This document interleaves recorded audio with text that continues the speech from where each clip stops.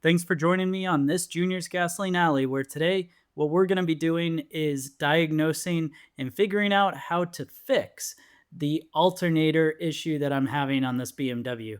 It has been causing a code on the dash, and I'm going to take you through how I diagnosed what's going on, what we're going to do to fix it, and then, of course, replacing the part that needs to be replaced without even having to take the alternator off of the car. So, if this kind of thing's interesting to you, stick around and let's dive into the diagnosis. And when you get a check engine light on your dash and attach your scan tool, oftentimes what you're going to end up seeing is that you're going to have several current and historical codes that show up. And that's because the bus system that the car uses effectively has four items on the bus. The first would be your alternator. You then have your intelligent battery system. You've got your water pump as well as your oil level sensor. And so if you have something wrong on that bus system, it's going to be screaming, making noise, which is going to make each of those either show up as a current fault or a historical fault. And basically, that's telling you something is interfering with the system or the bus of the car. And so you can start to diagnose which unit it is by individually unplugging.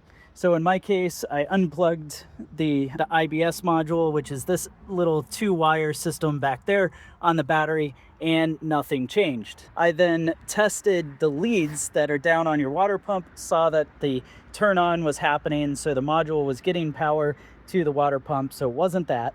And then finally, underneath the car, I unplugged the oil level sensor, and with all three of those unplugged, it still showed that the alternator was missing. And basically what that tells me is that the little voltage regulator sensor thingamajig here, well, this guy is creating some noise on the bus system.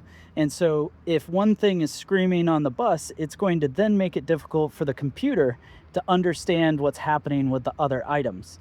And so how I ended up testing this is I got the rest of the stuff plugged back in. And then as you can see here, I just took a finger cut off of one of my gloves, covered the connector, did so on the lead going to the sensor. And with those done and everything else plugged back in, the only thing that was missing on the bus system was the alternator, which means that we were able to identify which unit was wrong before we just start throwing parts at the car and just start replacing things. And you can actually drive the car without your alternator attached, because ultimately this lead that's on the alternator, well, that's what's getting power. And instead, the regulator is basically working to ensure that the power is being smooth, it's charging the battery right, and letting the computer know what's going on. And so you can drive it without this. You probably don't want to do that for forever, because of course this does help out if something does go wrong, it lets you know. But really, that's not mechanically making the charging system work.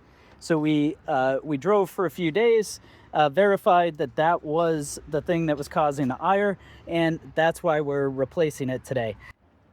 All right, our first step to really get at this is we're going to want to get ourselves some extra access to be able to get in here. And I'll start by just getting this tube disconnected. It's going to pop up. Get that out of the way. That's giving us a little bit of room. And so our next step here, just go ahead and get the mass airflow connector out. So that's got a little clip that we're just gonna help slide this up and out of the way. And then we have a couple of these Torx, which what this is gonna do is allow us to get the Airbox out. So I'm gonna go ahead and take that. So we need that Airbox out of the way. You now have a small 6mm for the hose that goes down to the throttle body. So we'll get that undone. And now, in theory,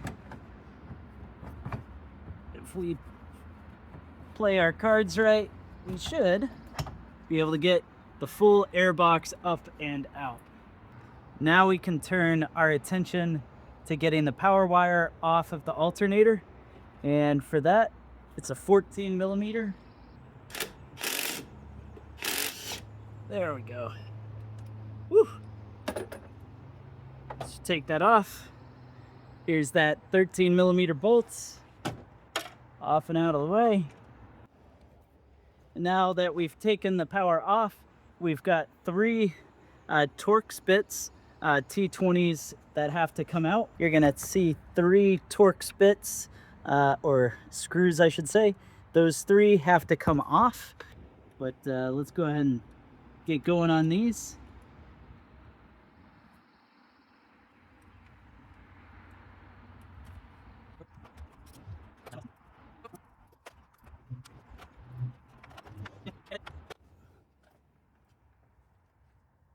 So I got it loose. I'm just gonna take the rest of it out with my fingers here. You can just barely get to it right there. All right, so that comes off, and so should the cover. And so down in there, let's see, you can see it down in there. This piece, well, that is the voltage regulator that we're now gonna get out. And so let's go ahead, pop the new one out of the package. That way we can see exactly what we're going after to get to this.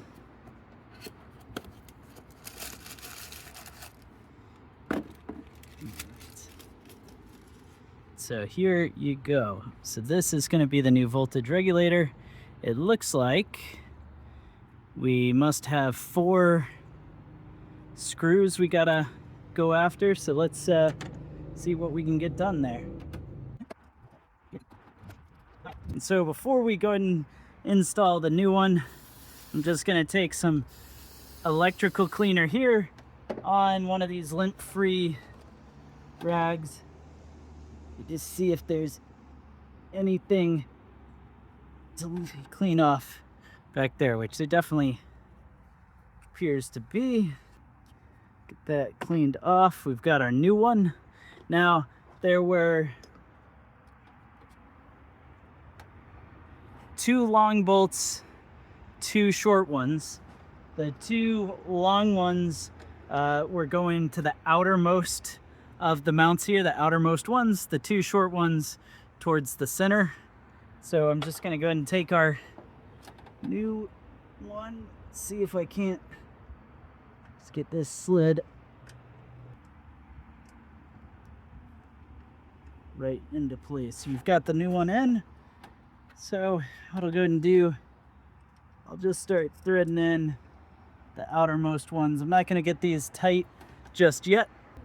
All right, and then I got these 2 smaller ones that are gonna go in towards the center. Yeah? You wanna go grab a ladder or a stool so you can see?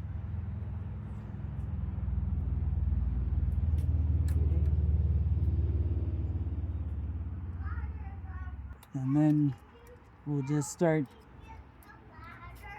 tightening this up. Now that you have the new voltage regulator installed, go ahead and reverse order everything we did to take this off.